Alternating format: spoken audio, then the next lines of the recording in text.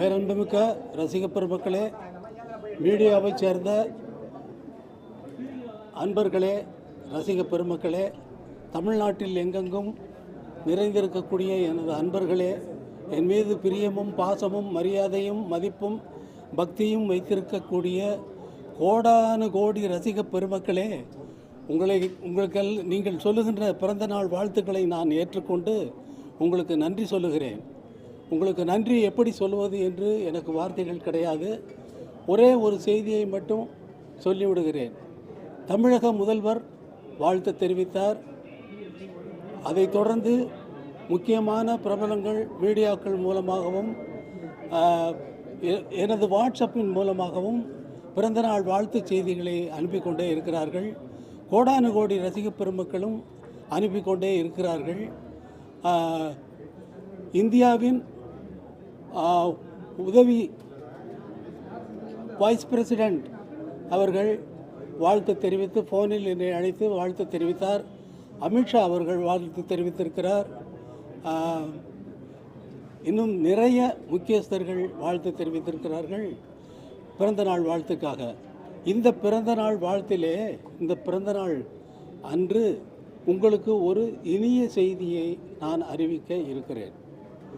அது என்னவென்றால், வருகின்ற ஆகஸ்ட் 2ஆம் தேதி நான் லண்டனில் இசையமைத்த அந்த இசை நிகழ்ச்சியை அதே ஆர்கெஸ்ட்ரா, லண்டன் ராயல் ஃபிலமானிக் ஆர்கெஸ்ட்ராவே இங்கே வந்து தமிழக மக்களுக்கு, என்னுடைய மக்களுக்கு, என்னுடைய நாட்டு மக்களுக்கு அவர்கள் முன்னால் இசைக்கப் போகிறேன் என்ற நல்ல செய்தியை தெரிவித்துக் கொள்கிறேன்.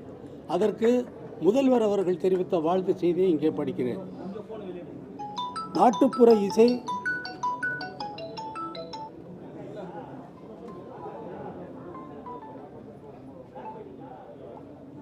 தங்களின் சிம்பனி இசை தமிழ்நாட்டில் ஒலிக்கவுள்ள ஆகஸ்ட் 2ஆம் நாளுக்காக கோடிக்கணக்கான ரசிகர்களில் ஒருவனாக நானும் காத்திருக்கிறேன் என்று தமிழக முதல்வர் சொல்லியிருக்கிறார். நேற்றும் இன்றும் என்றும் தங்கள் இசை ராஜாங்கத்தின் ஆட்சிதான் என்றும் முதல்வர் சொல்லியிருக்கிறார். இந்த இனிய நிகழ்ச்சியை, இனிய செய்தியை தமிழக மக்களுக்கு அல்ல, உலகமெங்கும் இருக்கக்கூடிய தமிழக மக்களுக்கும் என்னுடைய ரசிக பெருமக்களுக்கும் மிகவும் மகிழ்ச்சியாக நீங்கள் கேட்க வேண்டும். நீங்கள் கேட்டால்தான் அதனுடைய பயன். நான் எதுக்கு சும்மா போய் அவங்களுக்கு நான் மட்டும் பேர் எடுக்கணும்னு அவங்கள வாசிக்க வச்சா சரியாக போகுமா? போகாது. என்னுடைய மக்கள் கேட்க வேண்டும். என்னுடைய மக்களுக்கு இந்த இசையெல்லாம் இப்படி இருக்கிறது என்று நான் அறிவிக்க வேண்டும். அவர்களை மேம்படுத்த வேண்டும். இதெல்லாம் கேட்குறதுக்கு ஒரு மனசு வேணும் இல்லையா? முதல்ல நான் ஒரு பாட்டு, புதிய பாட்டு போடுறேன். அந்த பாட்டை அது வரைக்கும் நீங்கள் கேட்டதே இல்லை. அன்னைக்கு தான் கேட்குறீங்க. ஏற்கனவே தெரிஞ்ச பாட்டவா கேட்குறீங்க? இல்லை, தெரியாத பாட்டை கேட்டு கேட்டு பழக்கமாகி, அடடடா இது இவ்வளோ அழகாக இருக்கே, இதனால் இது போடலைன்னா எனக்கு தூக்கம் வராதுங்கிறாங்க. இந்த குழந்தை அழுதுச்சுன்னா இந்த பாட்டை போட்டால் அது பேசாமல் நிற்கிது அப்படிங்கிறாங்க. இந்த பாட்டை போட்டால் அது துள்ளி துள்ளி ஆடுதுங்கிறாங்க. அதே மாதிரி நீங்களும் துள்ளி துள்ளி ஆடுறீங்க. நீங்கள் இதுக்கே போக வேண்டாம், உள்ளே எதுவும் போட வேண்டாம், டாஸ்மார்க்கெல்லாம் போட வேண்டாம். அதுக்கெல்லாம் பாட்டு இருக்குதுன்னு அதெல்லாம் கேட்டுருங்க. எல்லாம் ரசிச்சிருக்கீங்க, உங்களுடைய மனதை வெளிப்படுத்தி இருக்கிறீர்கள்.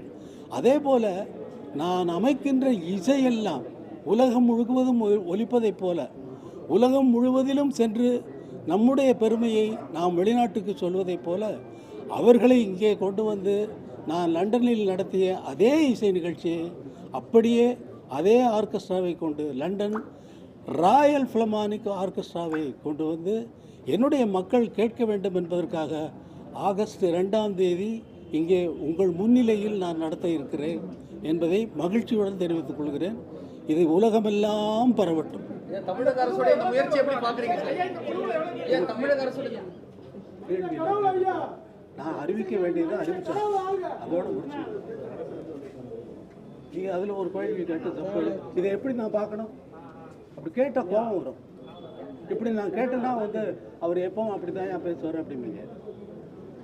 நீங்கள் கேட்ட கேள்வி, இதை நீங்கள் எப்படி பார்க்குறீங்க, எப்படி பார்க்கணும் அப்படின்னு நான் கேட்டேன்னா அவர் கோபமாக பேசுகிறார். எதுக்கு இது? நல்ல செய்தியை சொல்லியிருக்கேன், சந்தோஷமாக போகல.